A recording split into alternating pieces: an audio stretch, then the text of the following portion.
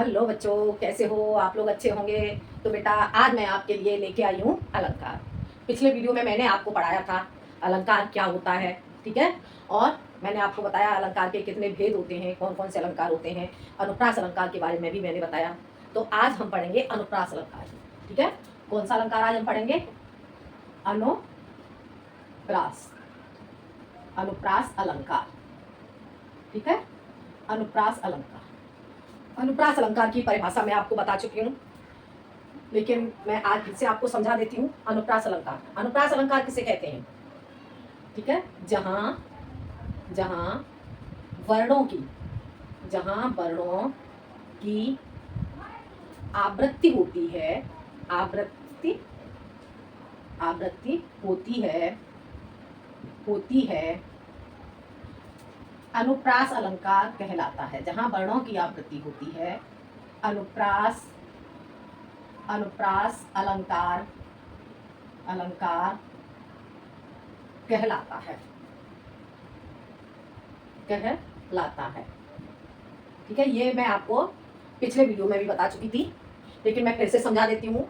अनुप्रास अलंकार किसे कहेंगे? जहां वर्णों की आवृत्ति होती है अनुप्रास अलंकार कहलाता है, ठीक है। अब जानेंगे हम इसका अनुप्रास अलंकार का उदाहरण। उदाहरण क्या होगा इसका अनुप्रास अलंकार का? कोई सा भी उदाहरण ले लेंगे, जैसे तरण तनुजा तट तमाल तरवर वैस बहुछाए, या चार चंद्र की चंचल किरणें खेल रही थी जलथल में, या फिर रघुपत राघव राजा राम, ठीक है। कोई सा भी उदाहरण ले लेंगे। चलो मैं यहाँ पे लेती हूँ चार चंद्र की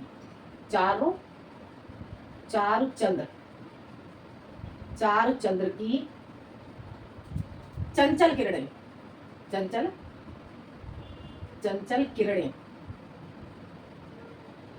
चार चंद्र की चंचल किरणें खेल रही थी जलथल में,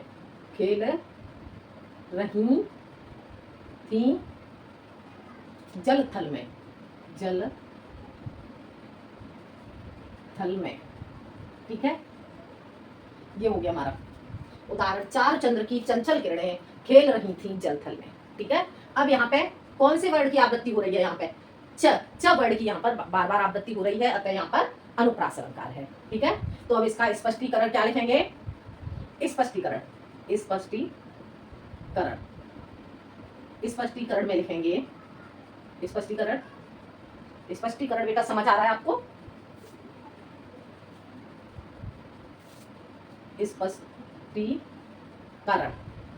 स्पष्टीकरण में लिखेंगे हम प्रस्तुत उदाहरण में प्रस्तुत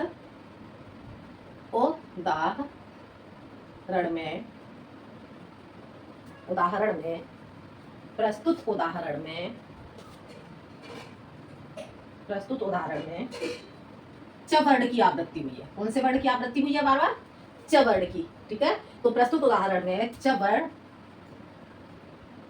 की आवृत्ति बार बार होने के कारण यहाँ पर अनुप्रास अलंकार है। यहाँ पर अनुप्रास अलंकार है, ठीक है। क्या हो गया इसमें? इस देख लो, एक बार समझ लो इसे। अनुप्रास अलंकार जहां वर्णों की आवृत्ति होती है अनुप्रास अलंकार कहलाता है। जहां पर एक वर्ण की बार बार आवृत्ति हो जाती है तो वहां अनुप्रास अलंकार हो जाता है, ठीक है। उदाहरण चार चंद्र की चंचल किरणें खेल रही थी जलथल में, ठीक है। तो यहाँ पे च वर्ण की बार बार आवृत्ति होने के कारण प्रस्तुत उदाहरण में क्या है? अनुप्रास अलंकार का प्रयोग किया गया। आ गया समझ में? ठीक है।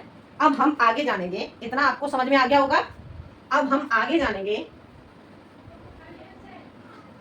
अनुप्रास अलंकार के भेद, ठीक है। इतना आपको समझ में आ गया होगा। अनुप्रास अलंकार के भेद कितने होते हैं? अब हम अनुप्रास अलंकार के भेद जानेंगे, देखते हैं। अब अनुप्रास अलंकार के हम भेद,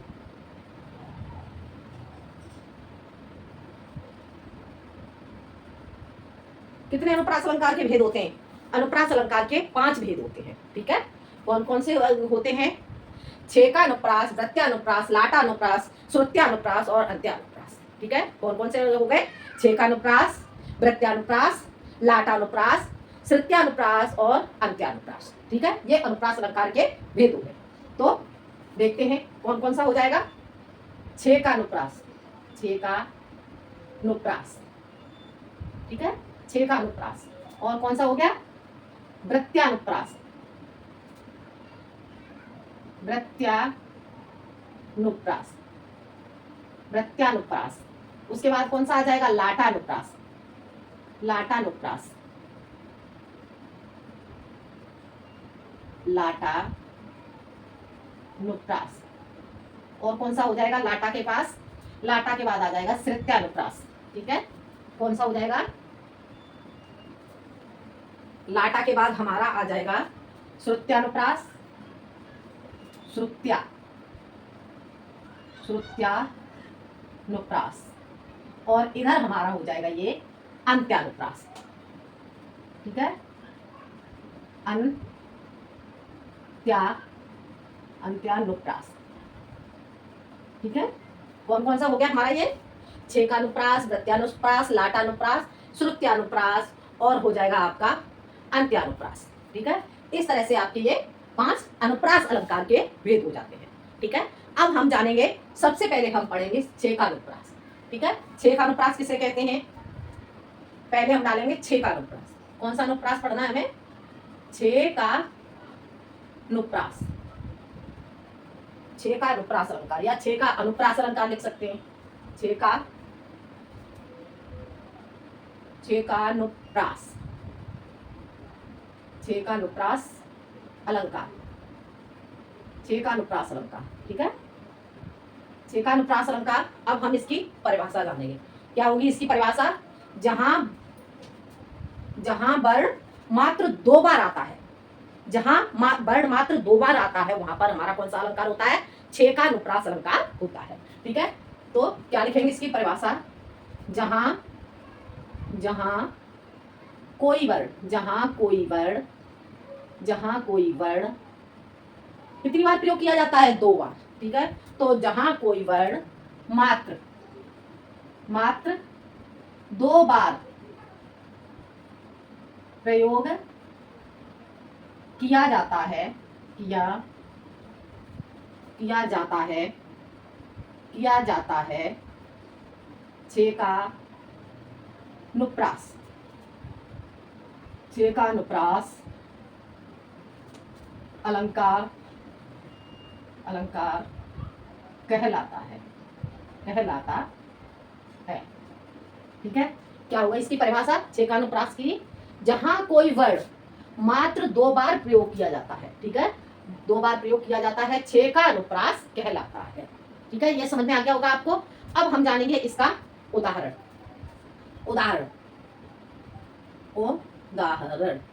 उदाहरण क्या लिखेंगे हम इसका, उदाहरण लिखेंगे इसका, कहत कत परदेसी की बात। ये किसके द्वारा, गोपियों के द्वारा कहा गया है। गोपियों और उद्धव संवाद से ये लिया गया है। तो यहाँ पे क्या कहते हैं, कहत कत परदेसी की बात, परदेसी की बात। क्या कहा जा रहा है यहाँ पे, किस परदेसी की बात कह रहे हो, क्या कह रही हैं गोपियां यहाँ पे, कहत कत परदेसी की बात। गोपियां उद्धव से कह रही हैं कि हे उद्धव, आप किस परदेसी की बात कह रहे हो, वह परदेसी तो कैसा है, झूठा है। ठीक है, तो कहत कत परदेसी की बात। अब इसमें देखते हैं, जहां कोई वर्ण मात्र 2 बार प्रयोग किया जाता है, छह का अनुप्रास कहलाता है। अब यहाँ पे देखो कौन सा वर्ण 2 बार प्रयोग किया जा रहा है। ठीक है, देखो कहत कत परदेसी की बात। ठीक है, तो यहाँ पे क की आवृत्ति हो गई है, तो यहाँ पर क्या हो जाएगा, छह का अनुप्रास अलंकार हो जाएगा। ठीक है, अब इसका हम स्पष्टीकरण क्या लिखेंगे, प्रस्तुत उदाहरण में, प्रस्तुत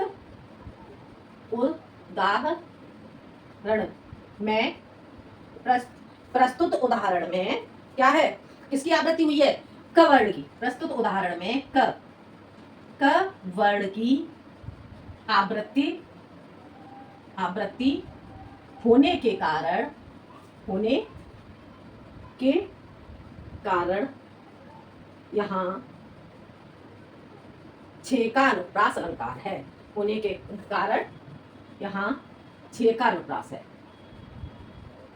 छे का अनुप्रास अलंकार है। ठीक है, क्या यहाँ पे एक बार फिर से देख लो इसका, छे का अनुप्रास अलंकार, जहां कोई वर्ण मात्र दो बार प्रयोग किया जाता है वहां पर छे का अनुप्रास कहलाता है। ठीक है, तो इसमें कहत कथ परदेसी की बात, प्रस्तुत उदाहरण में क वर्ण की आवृत्ति होने के कारण यहाँ पर छे का अनुप्रास अलंकार है। ठीक है, आ गया समझ में। अब आगे हम देखते हैं, ये छे का अनुप्रास के बाद हम आगे कौन सा अलंकार पढ़ेंगे। छे का अलंकार आपको समझ में आ गया होगा। अब इसके बाद हम आगे कौन सा अलंकार पढ़ेंगे, आगे हम पढ़ेंगे वृत्त्यानुप्रास। ठीक है, वृत्त्यानुप्रास। देखो अब हम जानेंगे वृत्त्यानुप्रास। अब वृत्त्यानुप्रास क्या होता है, जहां किसी वर्ण की अनेक बार आवृत्ति हो। ठीक है, क्या होता है वृत्त्यानुप्रास, जहां किसी वर्ण की अनेक बार आवृत्ति होती है तो वहां पर वृत्त्यानुप्रास कहलाता है। ठीक है, अब हम इसकी परिभाषा लिखेंगे वृत्त्यानुप्रास की, जहां जहां एक वर्ण, जहां एक वर्ण अनेक बार आए, अनेक बार आए तो कौन सा अलंकार कहलाएगा, जहां एक वर्ण अनेक बार आए, एक वर्ण की अनेक बार आए तो वृत्त्यानुप्रास,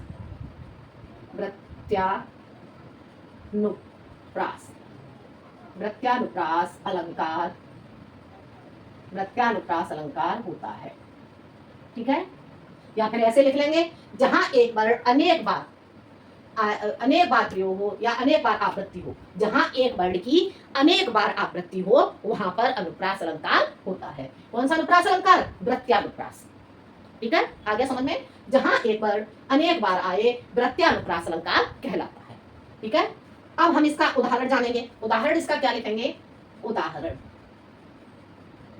क्या हो जाएगा इसका, जैसे अभी मैंने आपको दो तीन उदाहरण बताए थे, उसी में से एक उदाहरण मैं लेती हूँ, रघुपति राघव राजा राम। रघुपति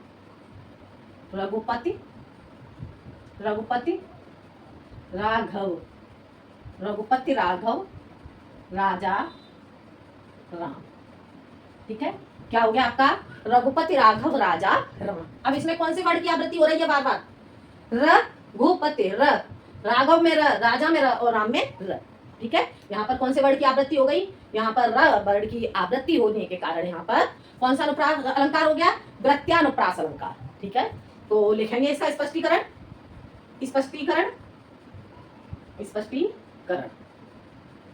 प्रस्तुत उदाहरण में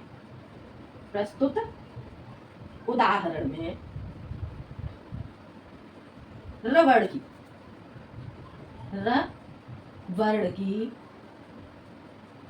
बार र वर्ण की आवृत्ति होने के कारण यहाँ कौन सा अलंकार हो जाएगा,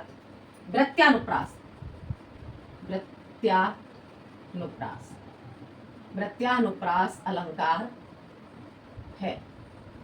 ठीक है, आगे समझ में, एक बार फिर से देख लो, छे का अनुप्रास पढ़ा चुकी मैं, अभी आपने मुझको पढ़ाया मैंने वृत्त्यानुप्रास। ठीक है, तो वृत्त्यानुप्रास की परिभाषा क्या हो गई, वृत्त्यानुप्रास की परिभाषा हो गई, जहां एक वर्ण अनेक बार आए तो वृत्त्यानुप्रास अलंकार कहलाता है। ठीक है, उदाहरण रघुपति राघव राजा राम, इसमें प्रस्तुत उदाहरण में र वर्ण की आवृत्ति होने के कारण यहाँ पर कौन सा अलंकार हो जाएगा, वृत्त्यानुप्रास अलंकार होता है। हो गया क्लियर, समझ में आ गया, अनुप्रास अलंकार की परिभाषा आपको समझ में आ गई। और उसके बाद मैंने आपको अनुप्रास अलंकार के जो 5 भेद होते हैं वो भी बताए मैंने आपको। छे का अनुप्रास आपको समझ में आ गया, वृत्त्यानुप्रास आपको समझ में आ गया। ठीक है, अब हम कौन सा पढ़ेंगे, लाटानुप्रास। कौन सा अनुप्रास पढ़ेंगे, ये आपको इतना समझ में आ गया होगा। अब हम जानेंगे लाटानुप्रास।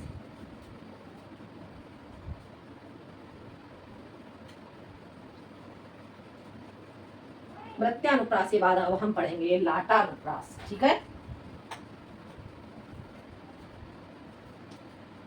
लाटानुप्रास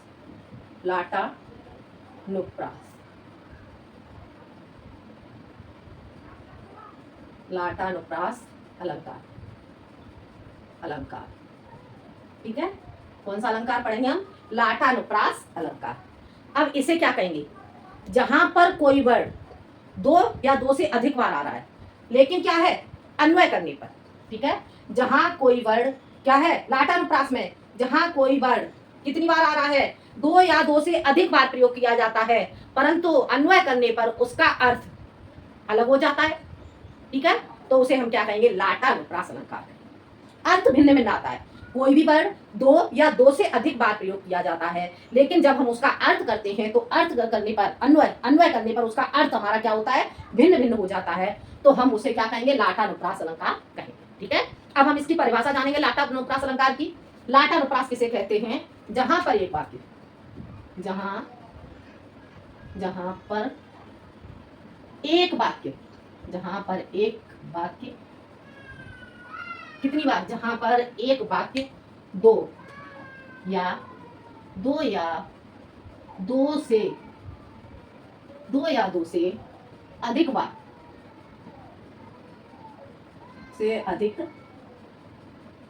बार आए, परंतु दो या दो से, जहां कोई वर्ड दो या दो से अधिक बार आए, परंतु अन्वय करने पर, अन्वय करने पर, परंतु अन्वय करने पर उसका अर्थ भिन्न आए। अर्थ करने पर क्या हो जाता है? उसका अर्थ करने पर क्या हो जाता है? भिन्न, अर्थ भिन्न, यानी कि अलग, भिन्न आए तो लाटानुप्रास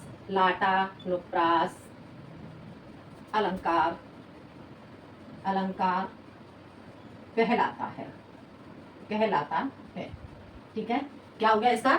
लाटानुप्रास अलंकार की परिभाषा क्या हो गई? जहां पर एक वाक्य दो या दो से अधिक बार आए, परंतु अन्वय करने पर उसका अर्थ भिन्न भिन्न आए, तो लाटानुप्रास अलंकार कहलाता है। ठीक है, आगे समझ में? भिन्न भिन्न का अर्थ क्या हो गया? अलग अलग अर्थ आए।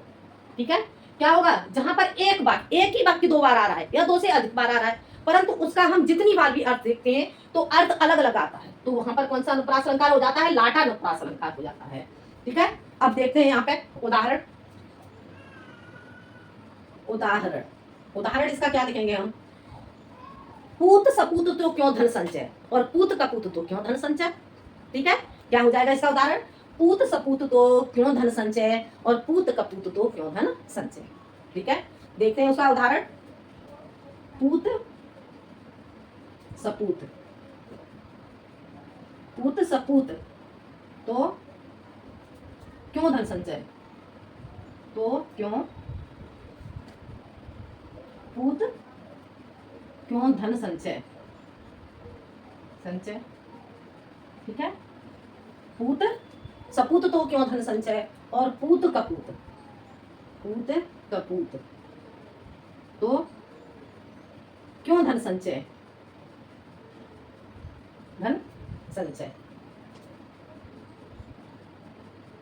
संचय का अर्थ क्या हो गया? जमा करना। ठीक है, पूत सपूत तो क्यों धन संचय। ठीक है, पूत यानी कि पुत्र अगर सुपुत्र होता है तो मनुष्य को धन संचय करने की क्या आवश्यकता है? क्योंकि यदि पुत्र सुपुत्र होगा, हमारा पुत्र अच्छा होगा, तो वो क्या करेगा? धन स्वयं कमा लेगा। और पूत कपूत तो क्यों धन संचय, और अगर पूत कैसा होता है? पूत कपूत है। ठीक है, यदि पूत कपूत है तो हमें धन का संचय किसके लिए करना है? अरे कितना भी धन संचय कर लोगे तब भी वो उस धन को नष्ट ही कर देगा। ठीक है, तो देखना इसका स्पष्टीकरण क्या लिखोगे? स्पष्टीकरण लिखोगे इसका स्पष्टीकरण में लिखोगे प्रस्तुत उदाहरण में एक ही अर्थ वाले शब्द की आवृत्ति है। प्रस्तुत उदाहरण में क्या है? प्रस्तुत उदाहरण में एक ही अर्थ वाले शब्द की आवृत्ति हो रही है। प्रस्तुत उदाहरण में एक ही अर्थ वाले वाले एक ही अर्थ वाले शब्द की एक ही अर्थ वाले शब्द की आवृत्ति हो रही है। आवृत्ति हो रही है किंतु किंतु अन्वय करने पर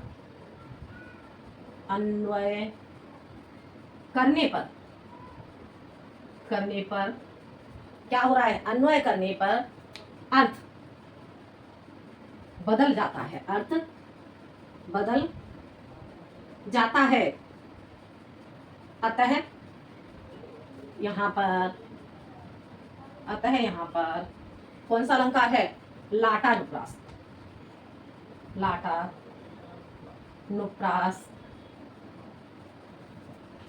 अलंकार है। ठीक है, आ गया समझ में? पूत सपूत तो क्यों धन संचय, पूत कपूत तो क्यों धन संचय। ठीक है, प्रस्तुत उदाहरण में एक ही अर्थ वाले शब्द की आवृत्ति हो रही है। क्या है? अर्थ क्या निकल रहा है इनका?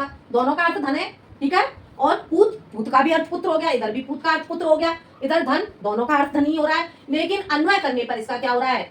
अर्थ बदल जाता है। अतः यहाँ पर क्या है? लाटानुप्रास अलंकार। ठीक है, आगे समझ में आपको? लाटानुप्रास अलंकार आपको समझ में आ गया होगा। अब आगे हम कौन सा पढ़ेंगे? श्रुत्यानुप्रास अलंकार।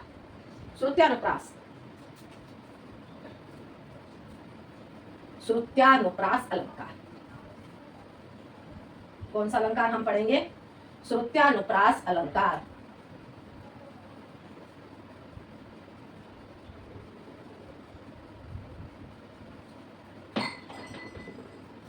श्रुत्यानुप्रास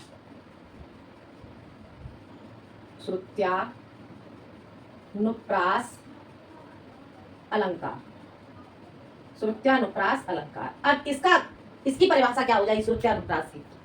जहां पर कोई भी वर्ड कंठ, तालु, दंत, यानी कि कंठ, तालु या दंत से उच्चरित होने पर कोई भी वर्ड क्या हो रहा है?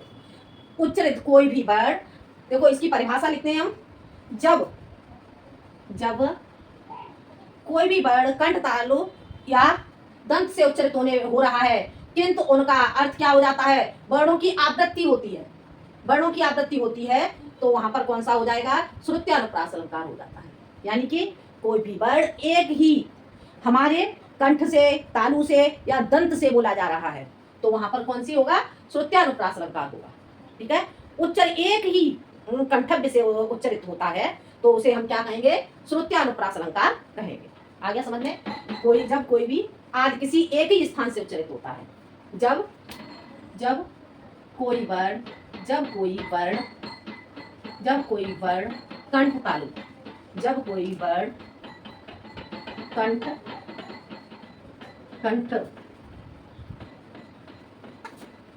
वर्ण कंठ तालु या दंत, ठीक है, कोई भी स्थान हो, या तो कंठ हो या तालु हो या दंत हो, ठीक है, कोई भी एक स्थान से उच्चरित होता है, तो वो क्या कहलाता है? श्रुत्यानुप्रास। जब कोई वर्ण कंठ, तालु, दंत किसी एक ही स्थान से उच्चरित होता है,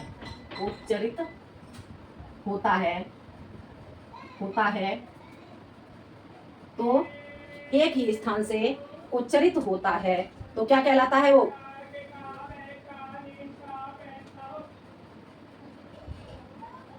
उच्चरित होता है तो श्रुत्यानुप्रास अलंकार कहलाता है। ठीक है, यानी कि जब वर्ण कंठ, तालु, दंत किसी एक ही स्थान से उच्चरित होने वाले वर्ण होते हैं, तो वहां पर हमारा श्रुत्यानुप्रास अलंकार कहलाता है। आ गया समझ में? अब हम इसका उदाहरण क्या लिखेंगे? उदाहरण लिखेंगे हम। उदाहरण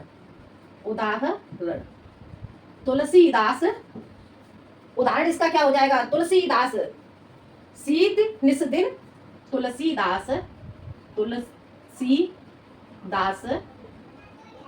तुलसीदास सीदते, तुलसीदास सीदते, तुलसीदास सीदत निस निस दिन, तुलसीदास सीदत निस दिन, देखत तुम्हार तुम्हार ठकुराई। ऐसे लिख लो, तुलसीदास सीदत निस दिन, निस दिन देखत देखत तुम्हार ठकुराई, ठकुराई। ठीक है, क्या हो गया? तुलसीदास सीदती निस दिन देखत तुम्हार ठकुराई। ठीक है, अब यहाँ पे देखो तुलसीदास, अब इसमें क्या है? इसमें देखोगे ध्यान से, तुलसीदास, तो यहाँ पे क्या आ रहा है? प्रस्तुत उदाहरण में त त बोल के देखोगे तो क्या उच्चारित हो रहा है? हमारी जिब्या किसे स्पर्श कर रही है? त, दंत, दंत को स्पर्श कर रही है हमारी जिब्या। तो यहाँ पर क्या आ जाएगा? त, तुलसीदास, त और द, तब बोलेंगे तो हमारी जिब्या दंत को स्पर्श कर रही है, और जब हम द बोल रहे हैं तो द बोलने पर भी हमारी जिब्या दंत को स्पर्श कर रही है। तो यहाँ पर क्या हो जाएगा? दंत। हमारा स्थान क्या हो जाएगा? उच्चारित स्थान हमारा दंत हो जाएगा। ठीक है, तो इसका स्पष्टीकरण क्या लिखेंगे? स्पष्टीकरण, स्पष्टीकरण में आ जाएगा प्रस्तुत उदाहरण में, उदाहरण में, प्रस्तुत उदाहरण में त और द, त और द, प्रस्तुत उदाहरण में त और द कंठवर्ण, त द, त और द कंठवर्ण, त और द, त और द कहां से आ जाएंगे? तालु वर्ण, दंते वर्ण से, त और द दंते, दंते वर्ण। ठीक है, त और द दंत वर्ण से आ जाएंगे। और अब हम इसके बाद क्या देखते हैं? तुलसीदास, और इसके बाद हम बोलेंगे र, तुम्हार र के लिए हम कहां से? कंठ से उच्चारित हो रहा है, तो यहाँ पर हमारा क्या आ जाएगा? कंठ।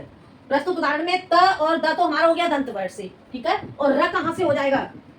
र कहां से आ रहा है? कंठ से, कंठ, कंठ से। ठीक है, र हमारा कहां से उच्चारित हो रहा है? कंठ से। तो यहाँ पर प्रस्तुत उदाहरण में त और द दंत वर्ण से, और र कहां से हो गया? र हो गया हमारा कंठ से। और न की आवृत्ति कहां से हो गई? तथा, न की आवृत्ति, न की आवृत्ति तालु से, तालु से,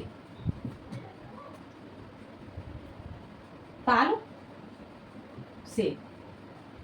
ठीक है, आता है, आता है, आता है यहां कौन सा आ जाएगा? श्रुत्यानुप्रास, श्रुत्यानुप्रास अलंकार है, अलंकार है। आगे समझ में देखते हैं, एक बार से समझ लो।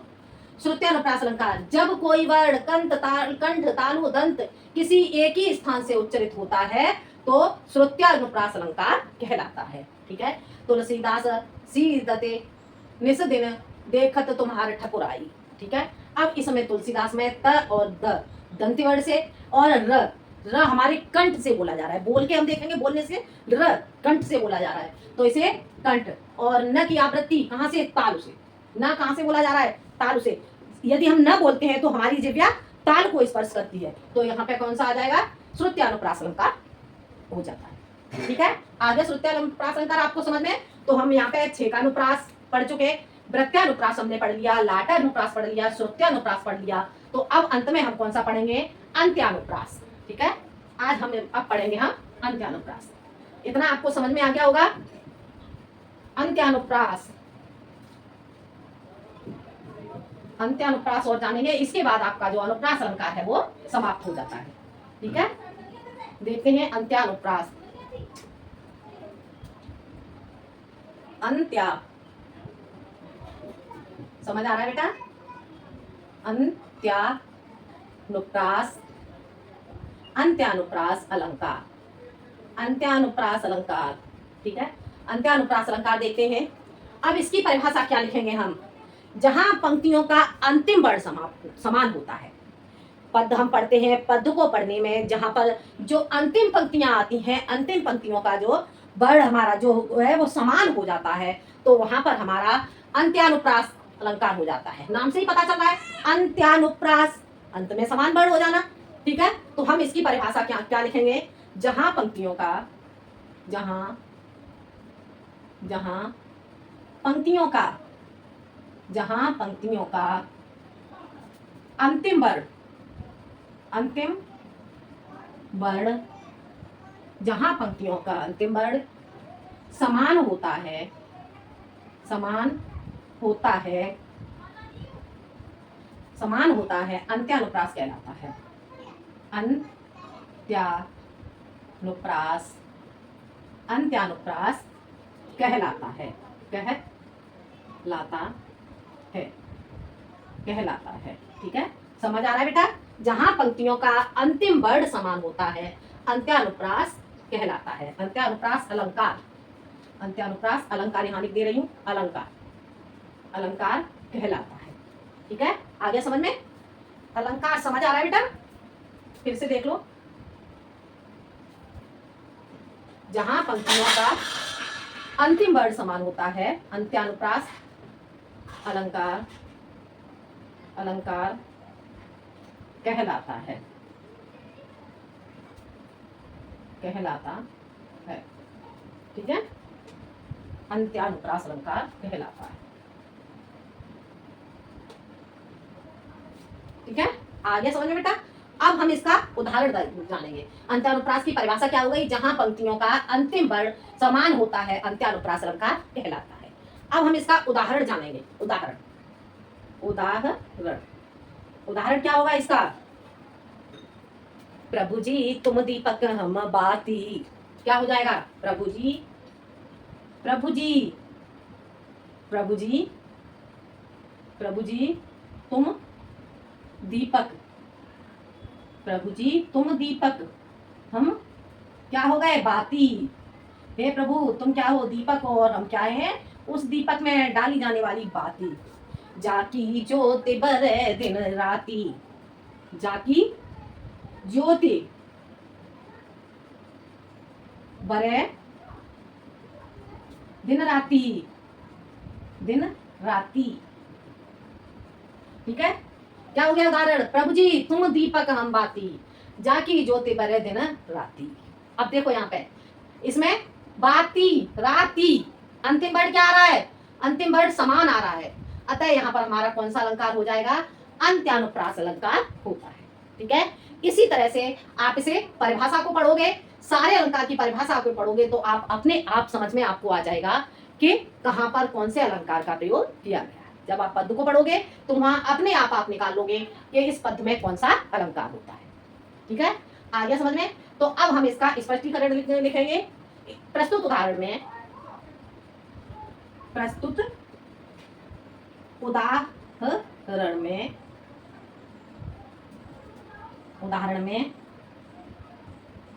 कौन सा? बाती और राती। ऐसे देख लो, बाती और राती, बाती और क्या हो गया? राती, राती समान वर्ण, समान वर्ण होने के कारण,